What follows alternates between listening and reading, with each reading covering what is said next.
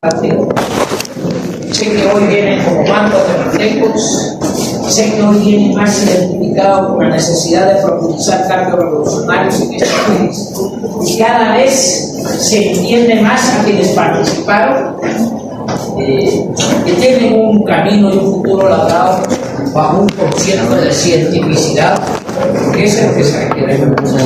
No crear más leyes, eso lo vamos a hacer. Pero también para aquellos que no participaron, no hay problema, ningún problema. Mil razones hay para también no asistir. Yo quiero decir que me hubiera podido quedar ya caminando, pero para quienes no llegaron, lamentablemente, les queremos manifestar que hay aplausos. Ustedes vieron testigo de una intromisión por ahí que no me fue grata, porque nosotros somos borrachos. No dimos el ejemplo, sin embargo hay 7 pendejos enmascarados que oportunistamente anduvieron jalando un micrófono por todos lados, no construyen absolutamente nada. ¿Y usted lo que es? El oportunismo político. Así es este país. Todos esos conceptos políticos de estos oportunistas que miran un detalle en la televisión y nos quieren domar porque se presentaron, porque la oportunidad de yo aquí no voy a hacer el reclamo. Compañeros, van a trabajar o van a darme la espalda, compañero.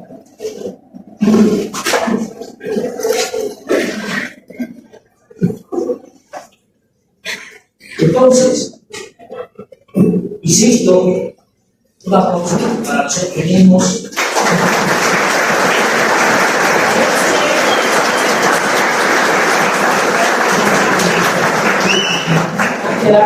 Si alguien quiere hacer un comentario al respecto, si alguien lo quiere comentar, lo dejamos ahí, pero quiero insistir, la participación fue grande, buena, fue esencialmente que coincide con nuestra cátedra, coincide sobre valores humanos. Tuvimos la oportunidad también de ser críticos profundos de un genocidio que sucede en la actualidad. Un Estado mata niños y a veces solicita ya de la cabeza creer que hay un pueblo absoluto escogido de Dios que ha de con su chingada madre, cultural, ni científicamente, ni humanamente, eso puede conseguirse de esa naturaleza. Es un marco de la humanidad, lo más importante, y creo que ese es un acto de presencia importante. Eso.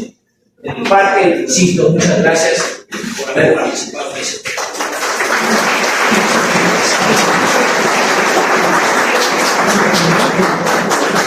Buenas tardes, compañeros.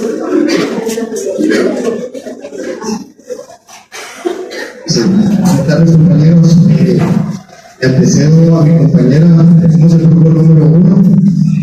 Nos tocó mi compañera. Perdón, ¿quién tiene el trabajo?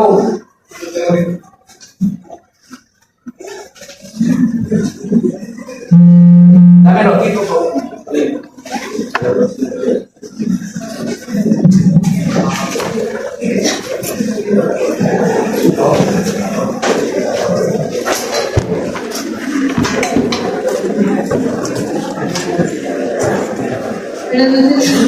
Buenas noches, compañeros. Nosotros somos del grupo 1 y vamos a exponer sobre nuestra investigación, que es el registro de información ancestral. Y vamos a empezar.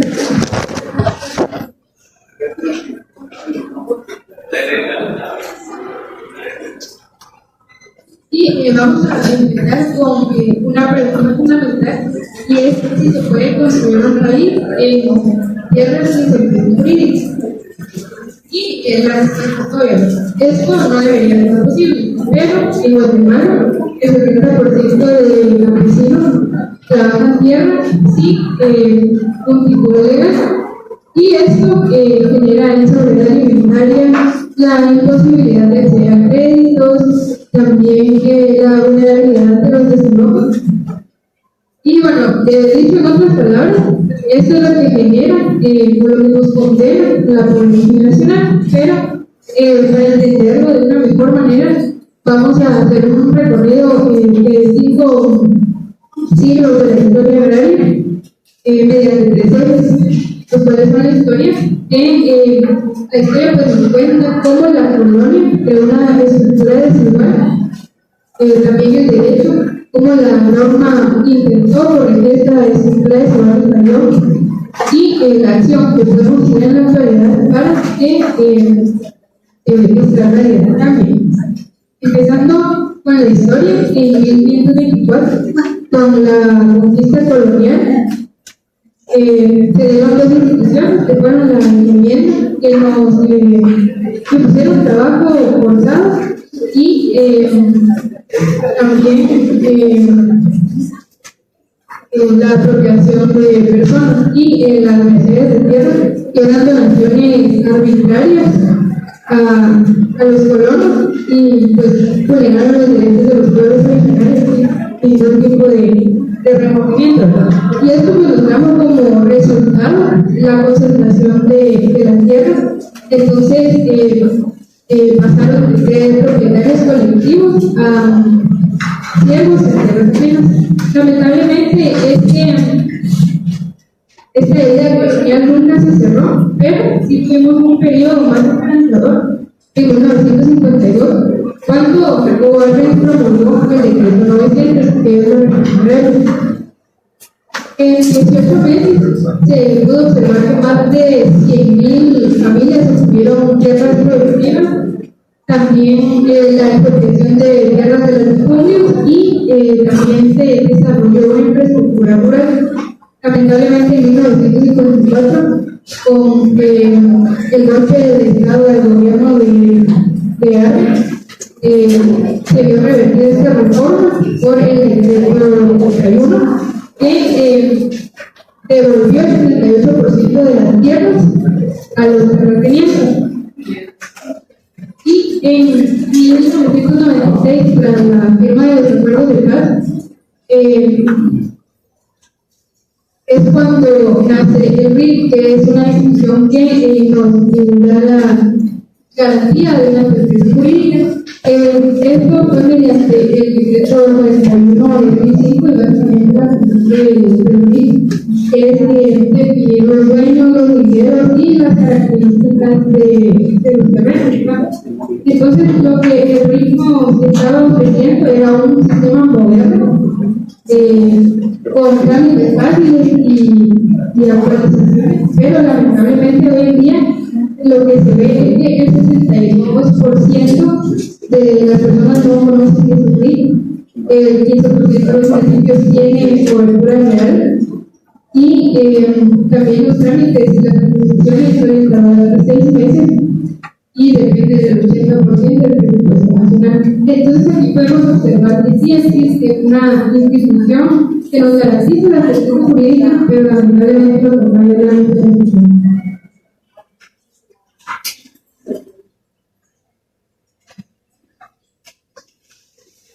Buenas noches, compañeros. Sí, lo que hablaba la compañera respecto al registro de información catastral, ¿verdad? Ya habló sobre el tema de la historia, de cómo Guatemala llegó a esa situación de la concentración de la tierra, y el tema de la explotación del trabajo campesino, ¿verdad? Que fue previo a la reforma agraria del decreto 900. ¿Qué pretendía la reforma? Devolverle al campesino la tierra que le fue robada en su momento, que le fue quitada a la fuerza, no de una forma legal. Era lo que en ese momento la reforma agraria pretendía, y también industrializar el tema de los cultivos, llevar a una situación al pueblo de que pudiera ser un pueblo productivo en relación al tema agrario, ¿verdad? Pero eso no me gustó a los especialistas de la finanza del toma, ya todos sabemos básicamente esa parte de la historia. donde el secretario de Estado y el jefe de la CIA, porque están al grupo de Estado, y así mismo, la devolución a los terratenientes de tierra. En el 2005 nace el RIC, pero nace en teoría como una falsa búsqueda del asesoramiento jurídico de la tenencia de la tierra. ¿Y por qué le digo falsa? Porque hasta el día de hoy no se han sentado bases sólidas respecto de otorgar la propiedad a los campesinos respecto de la tierra. Ellos están en el uso de la tierra, pero no son propietarios de la tierra. Y al final todos los marcos jurídicos, marcos legales que se han establecido durante el tiempo post-reforma agraria, lo único que han hecho es venir a beneficiar a la clase dominante, que es lo que hemos estado estudiando últimamente, ¿verdad? Más que pedirles a dar a ustedes aquí un esquema de los objetivos de la institución como tal, yo creo que es algo de conciencia social, como lo que vimos en una de las primeras evaluaciones que venía esta pregunta del IPAC. ¿Por qué estudiamos el derecho agrario? ¿Por qué estudiamos el derecho de los pueblos indígenas? Que al final no conocemos, ¿será que tenemos derechos y nosotros tenemos derechos?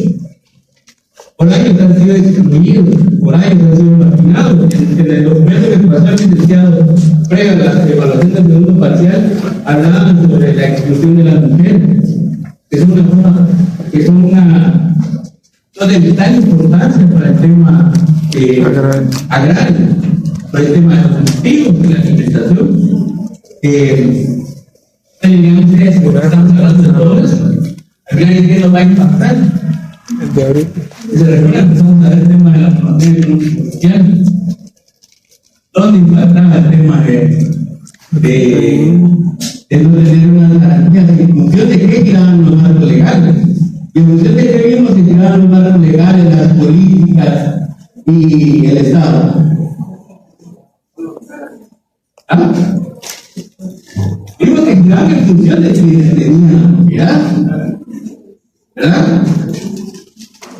Y en Guatemala, lamentablemente, no hemos llegado a tener esas bases que se sienten realmente para darle la certeza jurídica. ¿Qué es la certeza jurídica? Es tener la seguridad de que las normativas no van a cambiar de un día para otro. Y tener la seguridad de que nuestros acuerdos se van a respetar, ¿verdad? Y que si se llega a vulnerar van a haber elementos que nos van a proteger para poder asegurar la propiedad, ¿verdad? ¿Cómo nosotros garantizamos la certeza jurídica al momento de ver el mensaje? Porque con el título de propiedad nosotros garantizamos que somos voluntarios, ¿verdad? Pero las familias campesinas de Guatemala con el título de propiedad al sol de hoy, ellos van a garantizar que son dueños de la tierra. ¿Se puede? En los impuestos civiles dice, y lo acabamos de estudiar, el tema de que no podemos vender lo ajeno ni comprar lo propio, pero Guatemala es el único país donde tenemos que comprar lo propio, ¿verdad? Entonces, más que venir a dar un tema más doctrinal de la ley, creo que es un tema de conciencia. Y realmente el tema de Guatemala, aquí ya lo vio.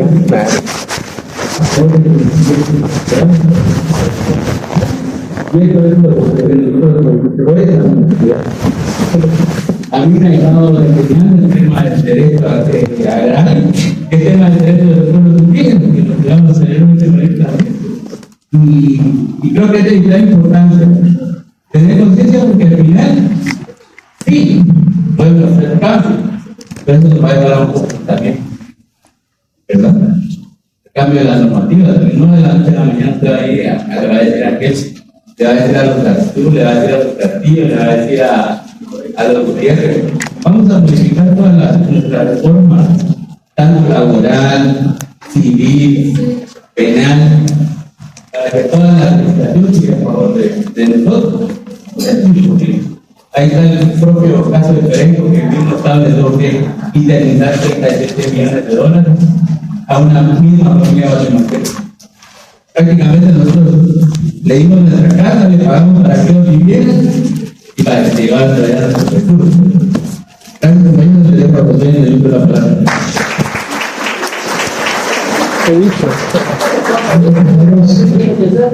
Cabe decirle que como claramente a través de la historia, a través de una normativa, también en nuestro trabajo tiene las recomendaciones que lleva a cabo, porque no es solo de investigar, no es solo de decir, sino ver, y es una pregunta que les hago a los estudiantes de cómo pueden querer preparar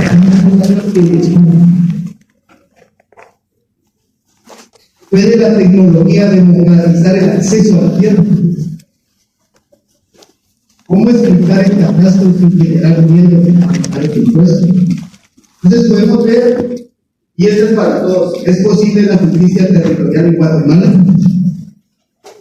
La reflexión para todos sería, el catastro no es solo un registro técnico, es un instrumento de justicia social, y justicia social es responsabilidad de todos los ciudadanos. Eso es todo.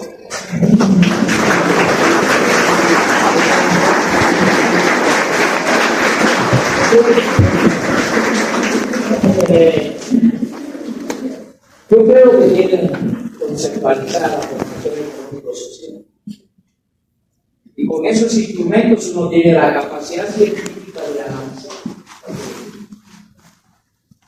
Lo que se plantea en el trabajo es bien importante y en los marcos que nos puede interesar, cualquier planteamiento que haga el RIC simplemente es un principio de prueba para las cosas.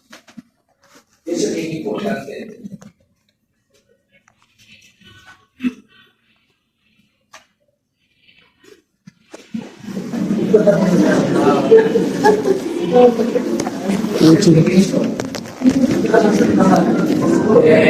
Solo quería presumir de que en cualquier lado ando con el tema, por lo menos denunciar ese genocidio.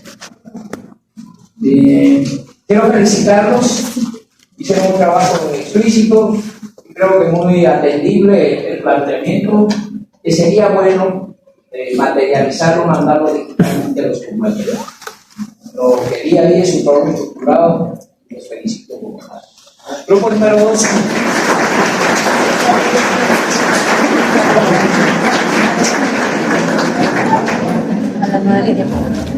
El grupo número 2.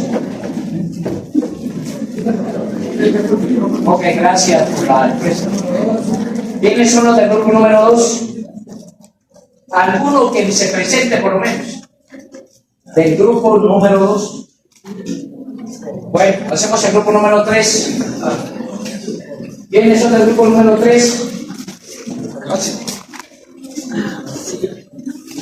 No importa si es solo uno.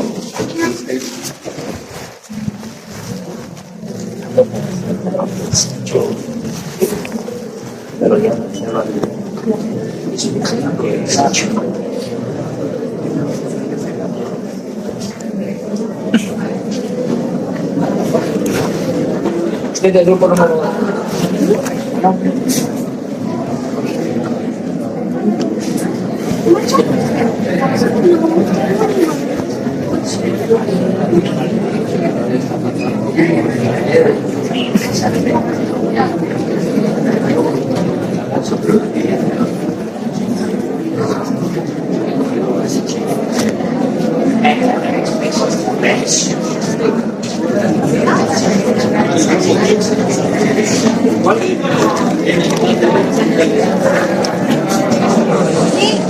Por favor, compañeros.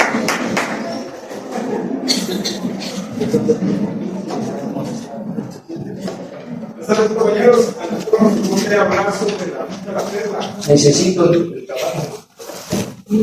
Pásenlo por ahí, ahí pásenlo.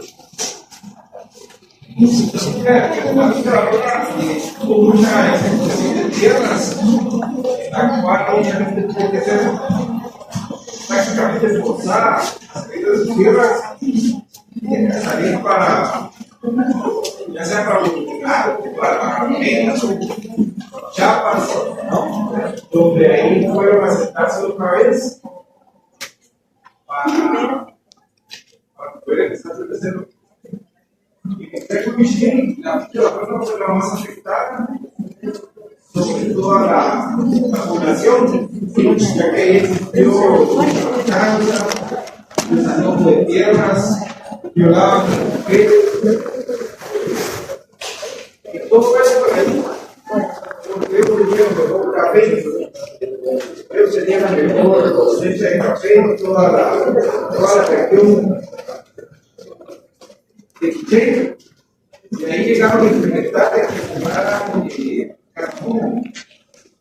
Y con el café bajaron un poquito, estaban produciendo carbón, fue el 80% de la carbón, 20%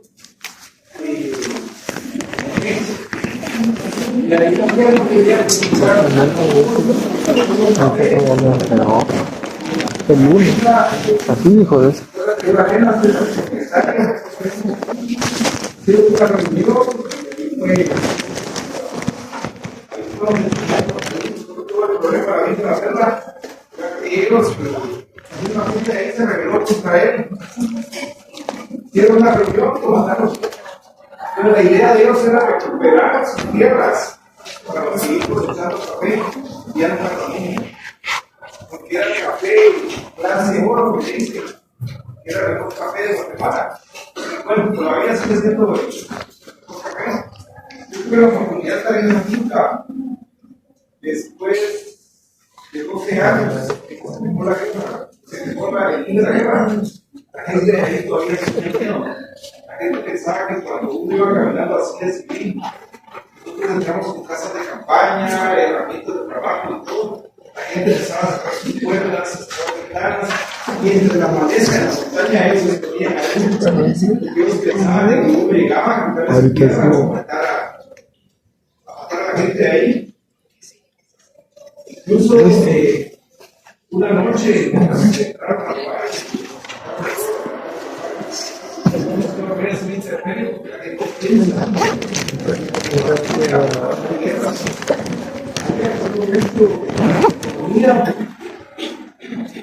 No dejaban que uno pusiera café. Y entró una empresa que se llama Rebelión con él. Es árabe. Ellos llegaron a querer comprar las tierras para hacer una hidroeléctrica. Mucha gente decía de que ellos eran temprano, pero los obligaban a tener para que ellos tuvieran producción. Pero había gente de que no quería vender y se subían a la montaña y pasaban semanas. claro, saber si hay que tener. Y ellos veían que Así pasaron todos. ahí No, eso de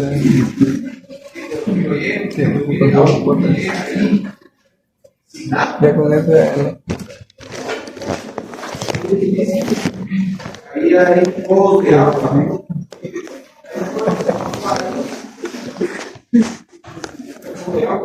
puro.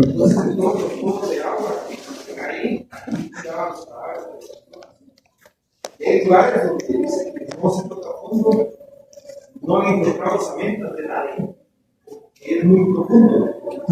Hay destacamentos de soldados todavía ahí, existen todavía ahí, y hay una persona muy conocida en la política, que realmente es el que manda ahí. Y él dice, esta gente pasa, esa gente tiene que pasar. Si él dice, no pasa esta gente, no pasa nadie. Es el capitán Adams, él estuvo para presidente. Vean, ese señor aparenta ser una persona muy buena, pero él mismo manda a la gente que se lo venga a uno. Y ahí él llega y dice, no, ya, ahora devuelvan las cosas a los trabajadores. Él es un héroe, para ellos él es un héroe. Y si ustedes van a plantar por él ahí, no creo, porque es una persona, es un dios para ellos. Pero si los ponemos a nosotros, tenemos una historia de afuera, entonces el mayor se puede ser licenciado para estudiar a su familia.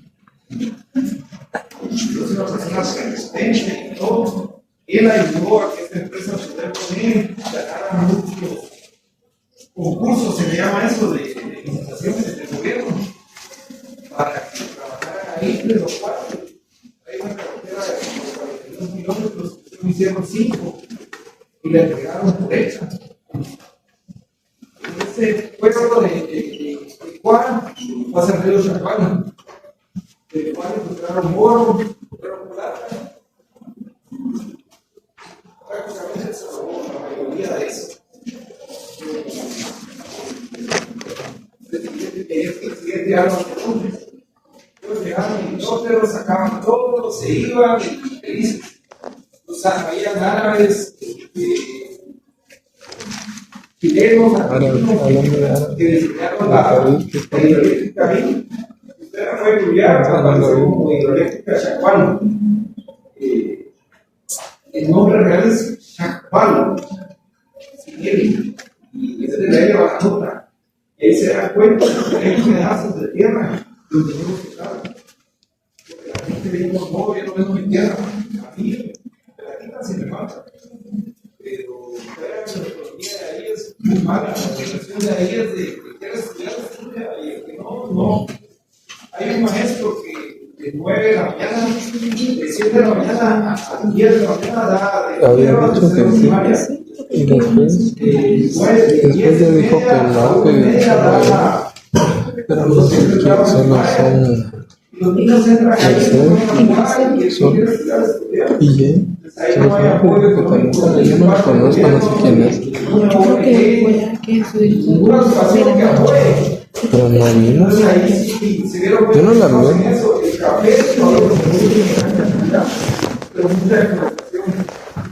Hay una antena que se llama La Estrella y otra que se llama Quilón.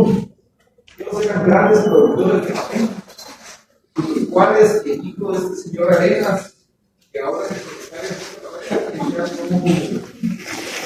de producen grandes cantidades.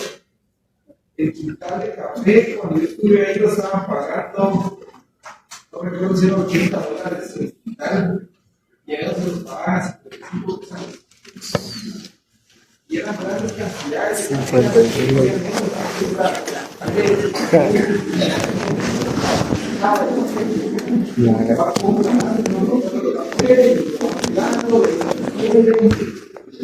Trabajan.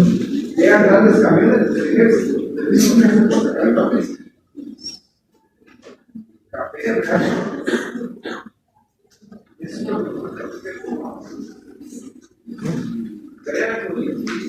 aquí está ahí,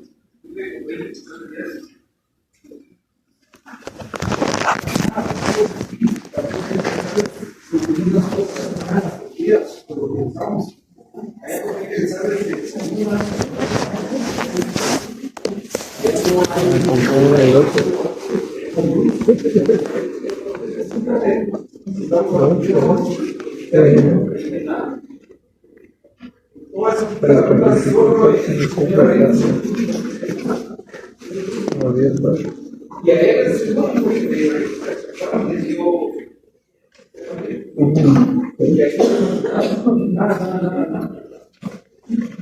Créanme, ahora si ustedes quieren llegar ahí a pesar de hablar con líderes indígenas, y ellos les dicen que sí puede pasar, pasen, todo, ellos mismos se forman a gran héroes.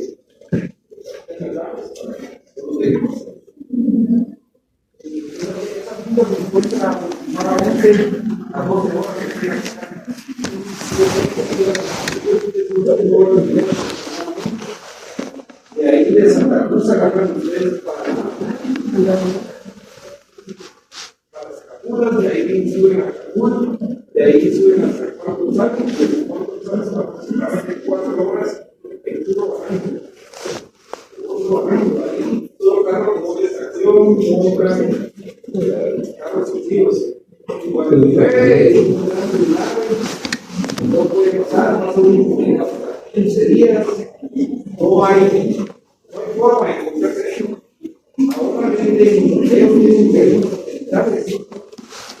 Cuando han implementado planes nacionales, Era un terremoto.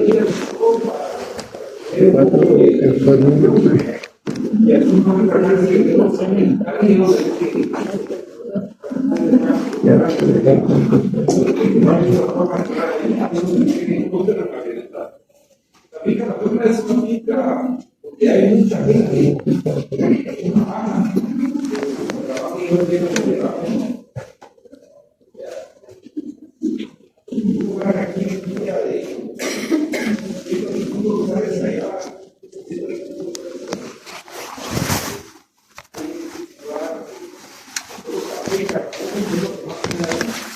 No hay un país, no pega mi país.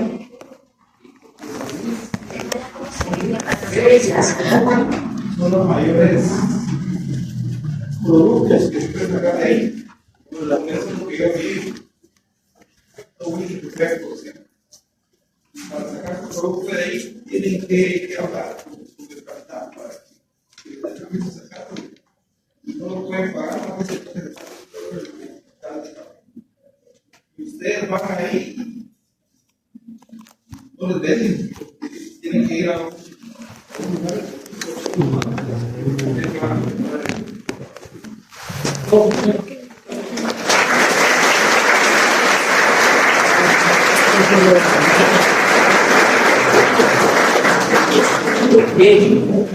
Porque exactamente se valora el trabajo, que su contenido se queda todavía en el trabajo muy corto de la exposición, pero quiero significar la exposición porque todo el mundo desconoce eso. Todo el mundo lo ha hecho. Ese señor Arenas fue el primer terrateniente que fue fusilado por el ejército guatemalteco. Se entendía y se sobreentendía que era efectivamente uno de los grandes explotadores. Llegar a esa finca, llegar al manantial, todavía hoy solo se puede llegar al manantial. Entonces, ¿qué es lo que existe ahí? Pueblos que viven del lugar. No tienen derecho a irse. Yo, una oportunidad, y quiero una oportunidad de visitarme. Yo tenía mi si la social, simplemente porque me conocieron, querían tomarse una foto también así como creo que el compañero ha tenido a bien escenarios propios de cómo se concentra la tierra, cómo se explota a los trabajadores. Guatemala es eso, un país explotado a la gente pobre. Es un país de todos. Aquí venimos a presumir que tenemos mucho dinero, porque más o menos tenemos dinero. Esto no puede presumir absolutamente, todos somos pelados, si no nos supiéramos.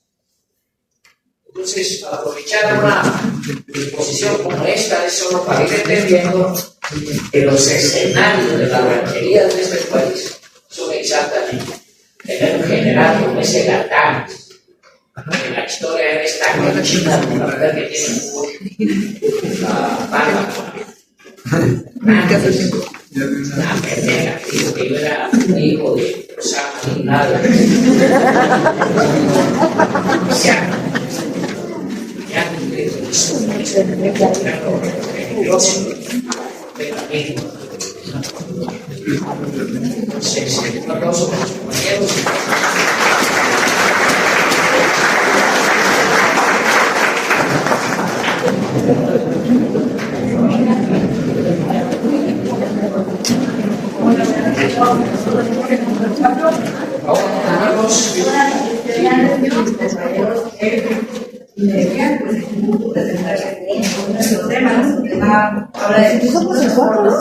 Vamos a tratar de que todos nos encargamos en el tema. Uno de los sectores más transformadores de nuestra Guatemala, pero también uno de los sectores más grandes de nuestra historia. Para esto vamos a tener que retroceder y remontarnos en la revolución de 1944. Vamos a ver que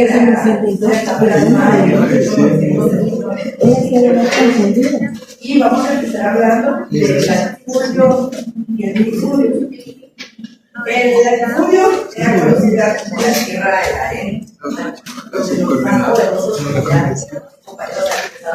también sabemos que eran las personas, los terratenientes. El refugio era una concentración de grandes terrenos, de grandes extensiones territoriales, donde era desaprovechada la tierra, donde eran ociosas o subexplotadas.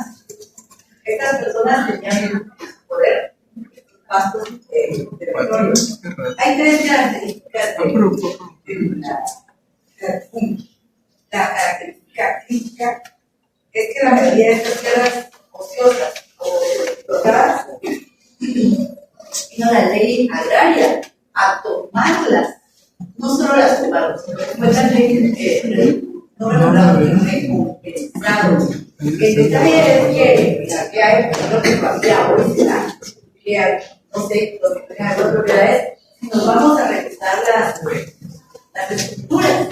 De pronto la casa cuesta en el 2000 que está registrada porque no sé si hay que pagar las escrituras. Pero ¿por qué? Esto lo hacemos por evadir el impuesto. Y esto fue un gran golpe para los terratenientes porque el banco que estuvo a su cargo en ese momento les daba unos bonos recompensando las tierras que le quitaban de toda expropiada. Pero era valorado en la declaración que ellos habían dado. Entonces empezó la orden para ellos. Aparte de que eran la oligarquía o las parteras, había una empresa estadounidense o norteamericana que se conoce como PUC, que era la United Company. Ellos tenían unos terrenos inmensos, unas propiedades muy extensas, y en este decreto 900, que era bajo el gobierno del presidente Álvarez, se dijeron, bueno, todas esas áreas son ociosas, están subexplotadas, y se las quitaron, lo cual Estados Unidos quedó muy mal, desde la Guerra Fría, estamos un poco mal. Ahora, el otro lado era el minifundio. También era conocido como la tierra del campesino, la tierra del pobre. Estos eran terrenos que generalmente estaban a orillas marginales, montañosos, eran una pureza de tierra, hasta cultivar. Era muy difícil porque la tierra estaba muy explotada, debido a que era muy pequeña y era de lo que subsistían los campesinos. Entonces, era muy difícil. Lo que vino a hacer la reforma agraria fue tomar de los refugios parte de la tierra y distribuirla equitativamente a estas personas que estaban en el refugio. Esas eran llamadas las tierras del campesino. Y colaboró grandemente en esto fue el Banco Nacional Agrario, conocido como BNA. Él tenía tres funciones. Primero, era el financiamiento y la compensación. Es decir, ellos venían a ayudar al campesino para que pudiera comprar apoyo, todos los químicos para poder tener un químico bueno. Porque estaban acostumbrados a tener sus estadísticas, que tenían fondos para los animales. Su segunda función era asistirlos, porque no solo le daban la asistencia económica, también era una asistencia técnica, porque ellos les conocían cómo cultivar grandes espacios ecológicos, pequeños espacios. Y la última, no más importante, era la administración y la logística. Acá era donde ellos les daban la logística a las personas de cómo iban a estar distribuidos y de qué iban a funcionar dentro del terreno. Esta etapa fue muy importante en Guatemala. Lamentablemente, el marco de la reforma agraria solo tardó un periodo de 2 años, porque fue derrocado.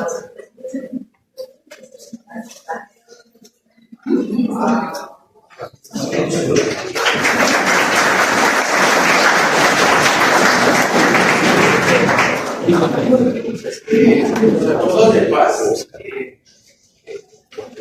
son aspectos económicos que conocen la necesidad de la reformación integral.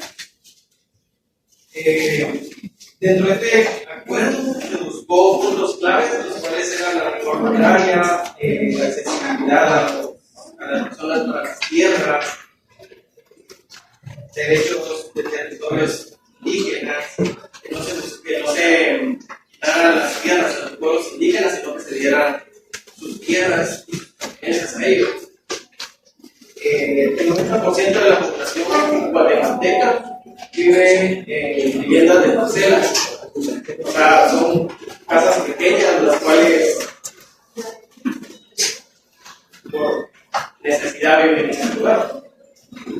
Y la desigualdad de las tierras.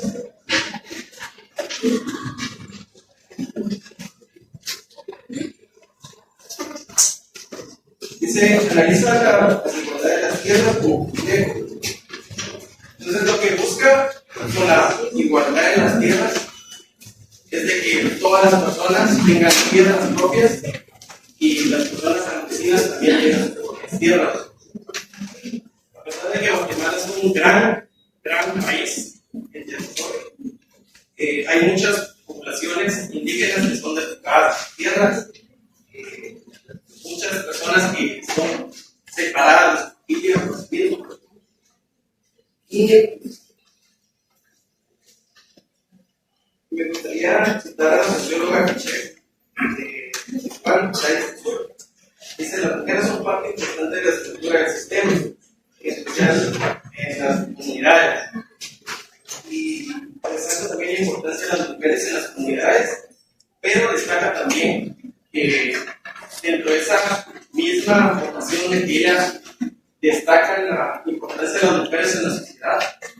Ella dice que son criminalizadas porque tratan de buscar que se les pueda dar tierras a los pueblos indígenas. Y también hay una crisis alimentaria en Guatemala, la cual explica que el 90% de la población busca analizar la inseguridad de los alimentos. Se estima que en Guatemala se pierde un 31% de la producción en alimentos cada año.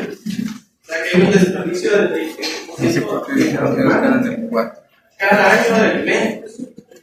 Y también un 60% de las exportaciones son enviadas a otros países. O sea que aquí en Guatemala no se queda casi que la mayoría de las se cultiva estos. Y hay un 59.3% de pobreza en Guatemala también. Y la mitad de la población vive debajo de la línea de la pobreza. Aún Guatemala, siendo un país muy grande, se da a conocer que vivimos en la pobreza.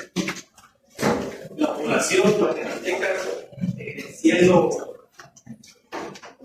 tan grande, tan vasta, aún en institución, hay niños que viven en institución, y ya sea, tal vez acá en la capital no se ve tanto, pero en el interior sí se ve, y se vean a los niños desnutridos, también a las familias que no tienen para vivienda o un techo.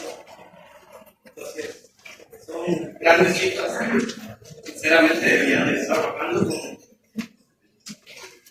gobierno actual o con el gobierno. Yes.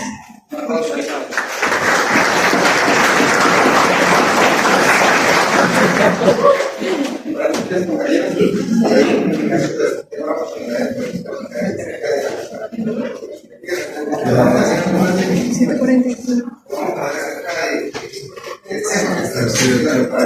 vamos a empezar aclarando primero un problemático de tierra.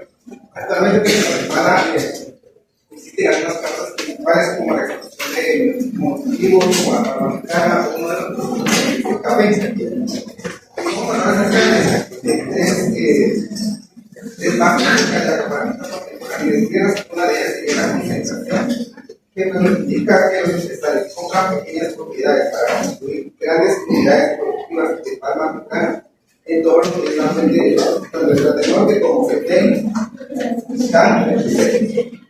También la reconcentración de todos los actitudes extensos que funcionan en propiedades mayores, como casos de aceite, de maíz, tratando con y el tema de los tipos legales sobre la regularización, disputas de áreas protegidas y despojos de tierras comunales con apoyo estatal. La ley vamos a hablar acerca del impacto económico de la confederación de tierras, que es la de campesina, y estos son grandes empresas que ocupan las tierras pequeñas, agricultores, dejándolos sin la única capacidad de inversión, empujándolos a la pobreza extrema. Y acabamos con una pausa. Acá pues el compañero del tiempo anterior mencionaba acerca de una mezcla de café, de la verdad es que toda la razón. O sea, todos digan que sí, le creen, porque es cierto. Particularmente pues en mi caso tuve la oportunidad de vivir la experiencia en una finca cafetalera, y justamente a eso es lo que hace el enfoque de tierra. Entonces, una finca, pues, la verdad es que no dimensionamos qué tan grande puede ser, no solo la finca como tal, sino su capacidad de autosustentación y su capacidad de compra. En este caso, pues, la experiencia que me tocó vivir, pues, es una finca que es demasiado grande y es autosostenible. Es una finca en la cual ustedes van, hay trabajo. Ustedes dicen, mira, yo quiero trabajar, hay trabajo en verano, hay trabajo en invierno, y no solo hay trabajo en el corte de café, como regularmente pasa en las fincas. Entonces, ¿qué pasó con esta finca? Que su poder de absorción era tan grande que adquirió todas las fincas a los alrededores. ¿Verdad? Actualmente, pues, tal vez alguno lo ha escuchado, es finca Oná, yo estoy en el departamento de San Marcos, y actualmente pues, es una de las fincas que produce uno de los mejores cafés a nivel de Guatemala, comparado obviamente con el café de Codenango, café de Zacatepec, ¿verdad? Y también vamos a hablar acerca de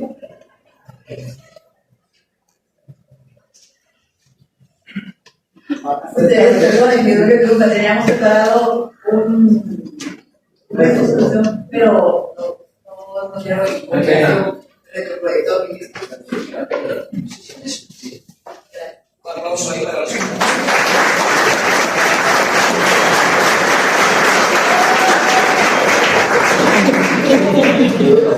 Dice el tema en su valoración conceptual del trabajo se plantea lo que hemos venido trabajando, y me encanta creer en este tipo de posturas porque yo en ocasiones me doy cuenta de que los compañeros traen ya un concepto elaborado de cómo plantearse en este país. O sea, no estamos hoy abiertas para hacer un análisis conceptual. Yo no sé el tema de eso, ya lo veo ahí. ¿A quién le corresponde el próximo grupo? ¿Ustedes están preparados? ¿Por qué no le hacen? Vamos a hacer un tema. ¿Qué hora es? Bueno, ella Pablo tiene 20 minutos, le digo lo que quiera. Pero solo quiero agregar, no sé que la otra semana es el cual yo voy a dar clases en tema, las exposiciones y la no quiero que esté presionando por las notas, porque no tenga precisamente todo.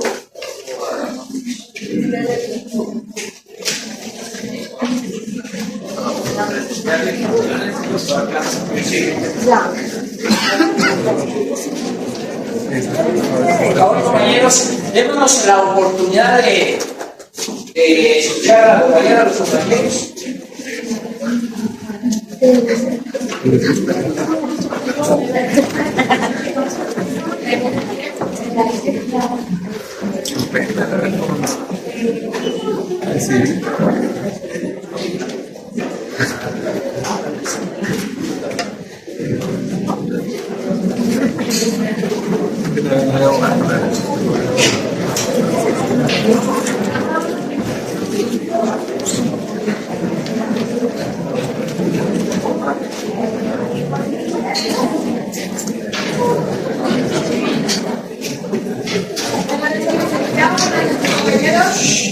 Nosotros les vamos a hablar acerca del tema de la reflexión y contra la reforma agraria en Guatemala, las elecciones de extracción y la desaparición de los líderes indígenas, agrarios, perdón. Esperamos que sea de su agrado.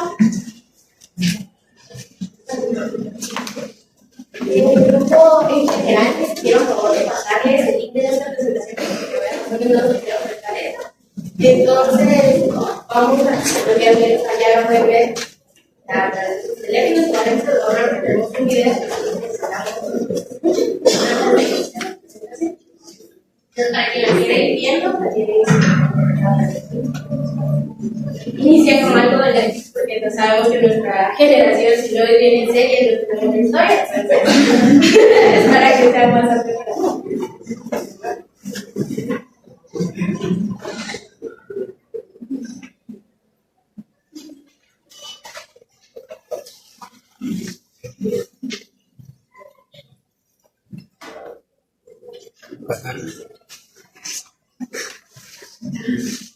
Guatemala como sinónimo para los turistas, como el corazón del mundo maya, la tierra de la eterna primavera, un país en Centroamérica con una historia profunda en cultura indígena y presentes volcanes, lagos y gran biodiversidad.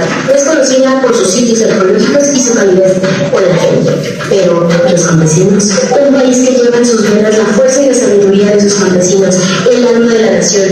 Ellos son los guardianes de la tierra, quien con sus manos cultivas y su incansable esfuerzo cultivan el café que nos enorgullece, el maíz sagrado de nuestra cultura, y alimentan a toda una población. Son la raíz viva de la herencia maya, gente humilde, de corazón noble y profundo respeto por la naturaleza, que nos enseña día a día el verdadero valor del trabajo y la conexión con nuestra tierra. Son el tesoro más grande de Guatemala. Y con todo esto, ¿qué pasó?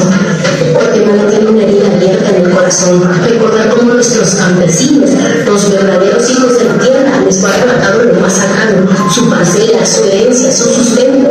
Manos poderosos vinieron y saquearon su riqueza, los forzaron a irse a ser desplazados con apenas un puñado de tierra que no alcanza para la dignidad, un dolor que se siente en el alma, la injusticia de ver quienes siembran y cosechan terminan sin nada, mientras otros acumulan la tierra que les fue robada. Es la historia del despojo que aún sigue doliendo.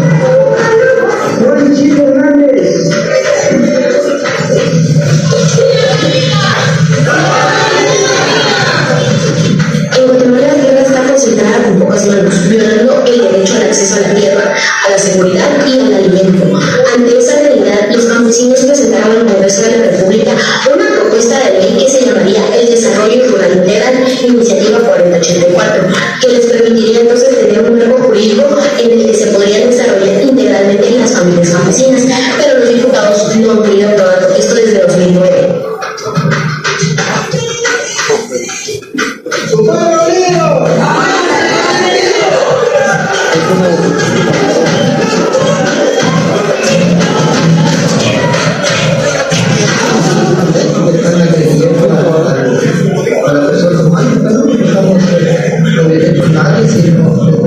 También la tierra, el agua, todo eso estamos protegiendo. Y esa noche que él tenía, yo lo tengo y esa noche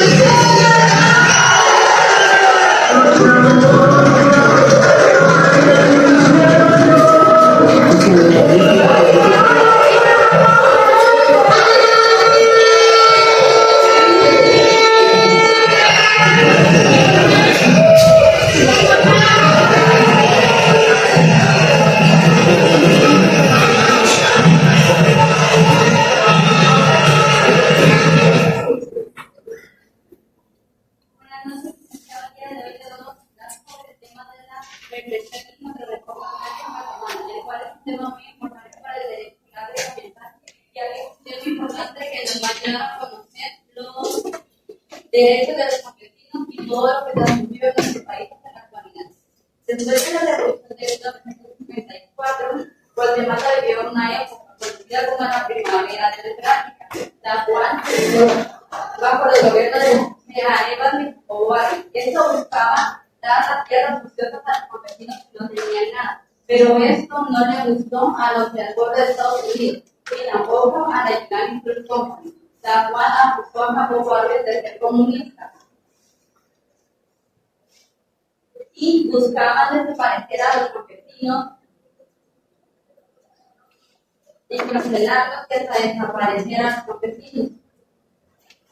Hubo una represión política y violencia estatal. La reforma agraria de Arbenz quiso cambiar eso, pero hubo una contrarreforma. En 1954, todo esto fue apoyado por el gobierno de Estados Unidos y la persiguiendo a líderes campesinos. El nuevo presidente de Carlos Castillo Armas, con el apoyo de Estados Unidos, creó el Comité de Defensa Nacional contra el Comunismo y trató de perseguir, eliminar cualquier movimiento campesino o sindical. Todo esto tuvo como consecuencia en el conflicto armado interno de 1960 a 1996, cuando se firmaron los acuerdos de paz en Guatemala. Muchas gracias. Como todo lo que ella explicó, obviamente hay consecuencias. Y una de las principales consecuencias fue después del fin del dictador de 1900. Pero para una mejor comprensión y rápido de entender que estamos haciendo rápido, lo voy a dividir en 4 puntos especiales. Y como todo tiene un origen, ¿cierto? Una razón del porqué. Lo principal es lo que originó todo esto fue el despojo de los campesinos de sus tierras. Con esto, obviamente, se creaba una represión al movimiento agrario, y con esa represión al movimiento agrario regresó o inició la violencia política. Y con la violencia política, ¿qué nace? La dependencia económica. Bien, el inicio del despojo de las tierras es que todos los campesinos se quedaron sin esas parcelas que les daban economía. ¿Y por qué todos? Entonces estos cuatro puntos vienen entrelazados. Porque al momento de que le quitaron a ellos sus parcelas y sus tierras para poder generar ingresos, vino la represión al movimiento agrario. ¿Por qué? Porque buscaban de cualquier forma encontrar a esas personas que motivaban a la gente a poder tener ese tipo de movimiento.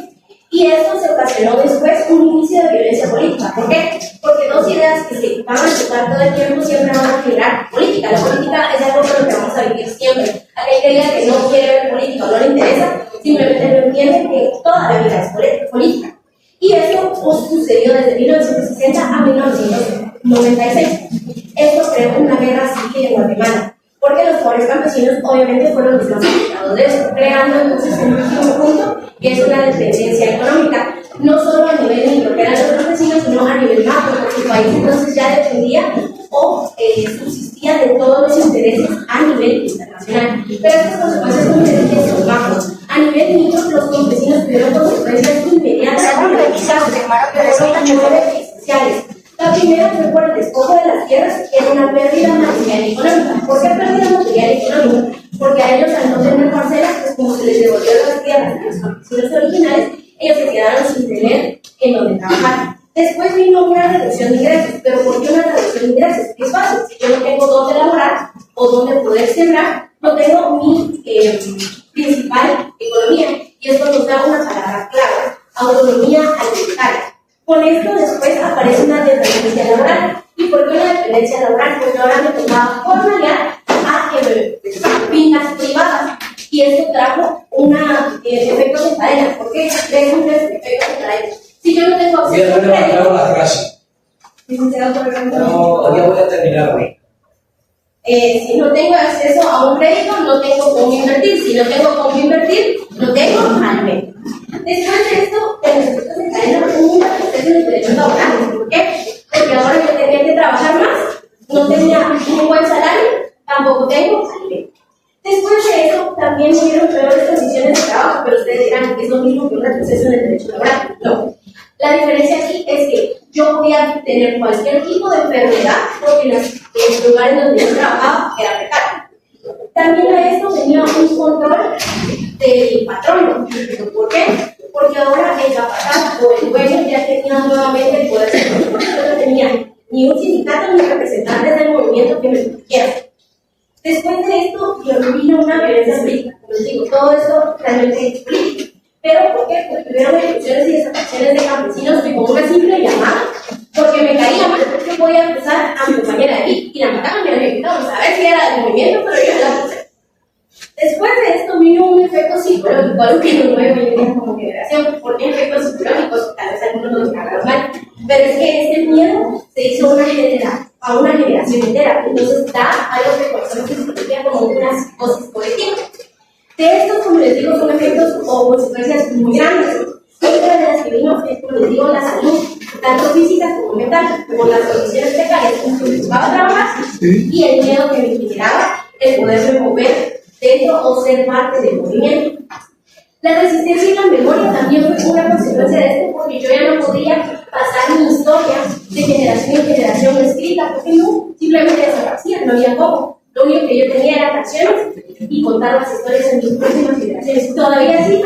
miedo porque yo no podía adaptar mi comunidad y generarla, porque nuevamente me pesaba. Después de esto viene la lista negra. ¿Qué son las listas negras?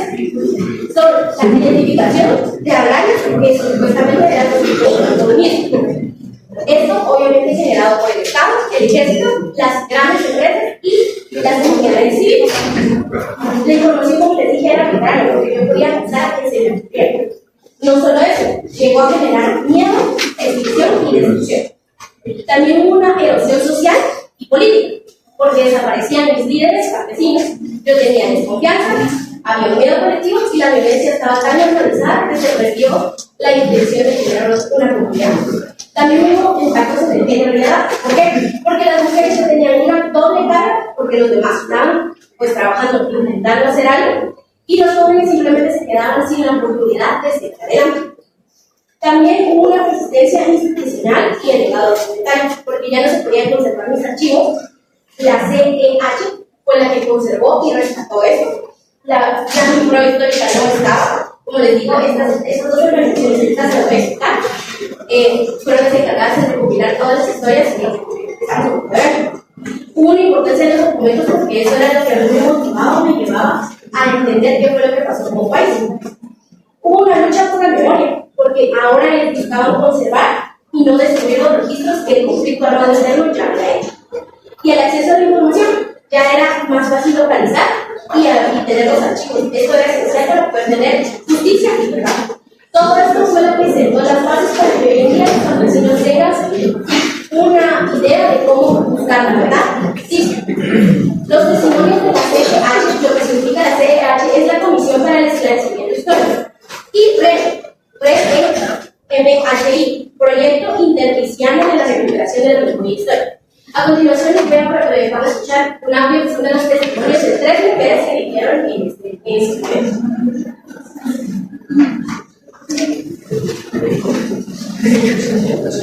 Según la ONU, se confirmaron 3.893 víctimas de desaparición forzada, de las cuales el 83.5% fueron atribuidas a las fuerzas del Estado, ejército y grupos paramilitares. También según la ONU se registraron 3.817 víctimas de ejecuciones extrajudiciales en su muestreo, de las cuales el 70% fueron atribuidas a fuerzas del Estado. Por su parte, el CIH determinó que el documento era de 23.671 ejecuciones arbitrarias y 6.159 desapariciones forzadas en su muestreo de 42.275 víctimas investigadas.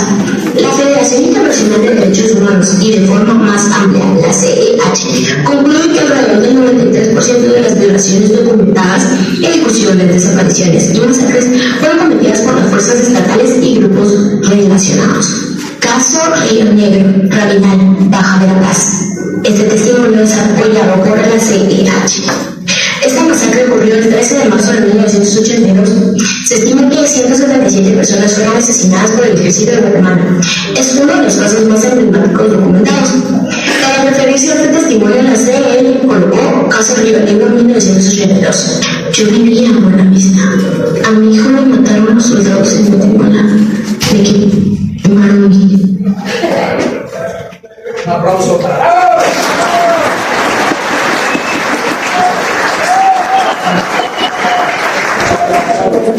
No, yo sé que se quiere aquí, pero el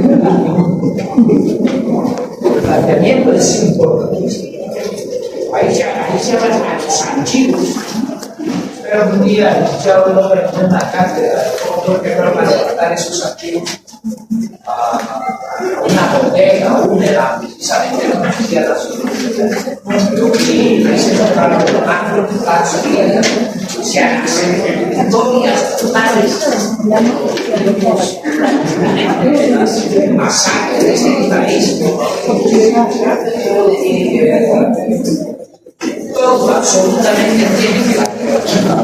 Ya vamos a encontrar en algunas de estas sesiones que son presentadas para que ustedes vayan reconociendo de que voy a seguir.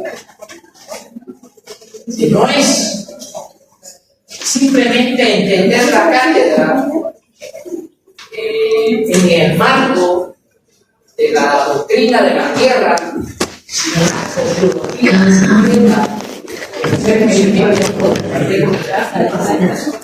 hasta acá la tierra sigue siendo una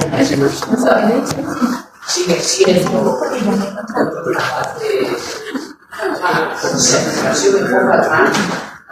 Y por cierto, aquí voy a terminar con una pregunta que me pregunté cuáles eran los productos que envían prácticamente la ocupación de la tierra.